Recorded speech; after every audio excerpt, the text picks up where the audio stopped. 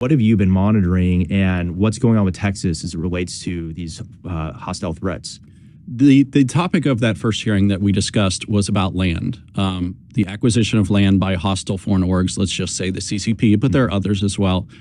And so we spoke about land, the importance of preventing adversaries from accessing land in all sorts of ways. To boil it down, when you have an adversary like the Communist Party of China that is targeting states, targeting military installations, targeting critical infrastructure, you want to reduce the surface area on which they can interact within the state of Texas. So you do that by saying they can't own land here, they can't own property within certain distances of certain assets. And you do things like Texas did in 2021, I believe, which was they said foreign adversaries cannot contract with critical infrastructure providers. Texas did that, and Texas is looking at the land issue because of one specific really shocking case of a retired general from the People's Liberation Army acquiring 130, 140,000 acres near Laughlin Air Force Base near the border with Mexico. And he says he wants to create wind farms there. And he did stand up some wind turbines. Texas, I think, rightly recognized this as the threat it was.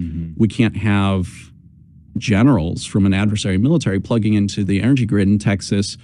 And so they enacted that legislation. Now, he actually got some wind turbines up before that legislation took effect. So he does have control of some wind turbines down there, is my most recent understanding. But preventing that from going any further, and then looking at the land issue to keep them off Texas land, Texas surface area in general, we expanded and opened the scope of the conversation to the broad ways in which the CCP targets the states. We boil it down to three areas. So protecting critical infrastructure, land is a critical piece of that. Ensuring technological independence from the CCP. We don't want to be using their telecom equipment, their laser sensors, their connected vehicles, as we've seen recent federal action.